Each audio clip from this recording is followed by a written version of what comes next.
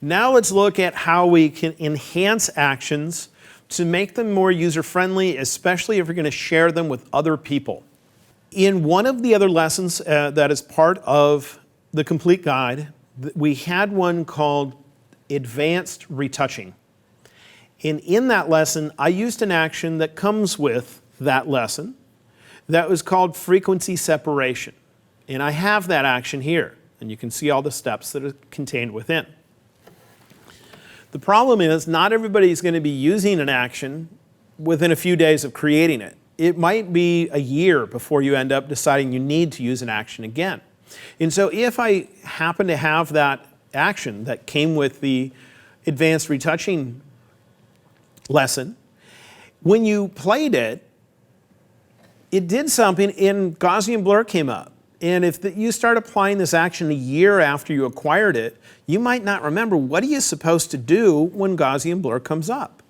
And so let's figure out how we could put instructions into our action to tell the user of the action what they should be doing. So here I'm going to click cancel. I'm going to revert our image back so it's like the original. And let's see if we can modify this action to add instructions. We were right at this step of Gaussian blur. I want to put in what's called a stop directly before that. If I want to put it in before that, I need to click on the step above, because anytime you record a new step in your action, it's always added directly below the step you are working on. Now, I want to go to the side menu, and there's a choice called Insert Stop. Insert Stop means insert message. That's going to stop the action and prompt the user in some way. So if I choose Insert Stop, I can type a message. I can say, when you continue this action, or I'll say it this way.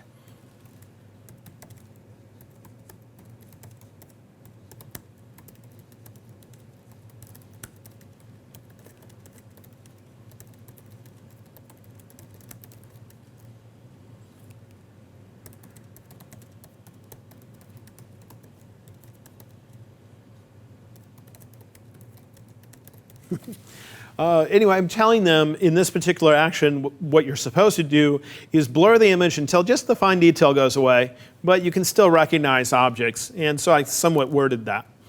Then at the bottom there is an Allow Continue button that if you turn that on, when this message appears, there will be a choice of continuing, and if they were to hit it, the action will just continue on. If you don't turn on Allow Continue, what it means is what you're requesting is something they need to do that might be a multi-step action. And it might be telling them, go open a picture of a texture you like, or type in your name, or something else that couldn't just let the action continue. So I'm going to turn on Allow Continue. I'll click OK. And now if you look in my action, you'll find there's a new step. It's called Stop. And if you expand it, it just has the text that's in there. And let's see what happens now when I play this action. I'll click on the name of the action. I'm going to end up clicking the play button. And now it tells me the exact text that I typed in. When Gaussian blur shows up, adjust the amount until I should say fine instead of file. All right, then I'm going to click OK, or click Continue, I should say. And then Gaussian blur shows up, and now I have an idea of what I'm supposed to do. There's the fine detail. Fine detail is gone right about there. Click OK, and now it's done what it's needed to. Now, I had a typo in there. How do I fix a typo? Well, I find which step it's in. It's then that step called Stop. I expand it, and right there's the text. Just double click on this. It will bring open the step that you had, and I can change the text. Click OK. And we can modify it. Then there's one other thing you might want to end up doing in your actions. Let's say you have an action that ends up adding space to your document. And whenever you're done applying that action, what you wish it would do would be zoom out so you could fit the image in the window that you're currently looking at. Well, when you're recording an action, there's a whole bunch of commands that are completely ignored when you record an action, and that is any step that does not have the potential of changing the contents of your picture. And changing your view, like the zoom in or zoom out kind of view, would end up not changing the true contents of the file that's there, and therefore it's just ignored. If you end up, watch, I'll record a brand new action, and I'll call it zoom to fit. And if I end up going to the view menu and saying I want to view it at 200% view, and then I come out here and say let's zoom in further, look in my actions panel and notice it's not recording anything at all.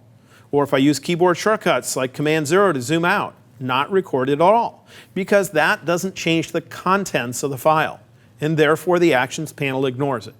So how can you have it apply those things even though they're usually ignored? Here's how you can do it. If you go to the side menu of the actions panel, there is a choice called Insert Menu Item. And if I choose Insert Menu Item, then a little screen comes up and it's just waiting for me to choose something from one of the menus.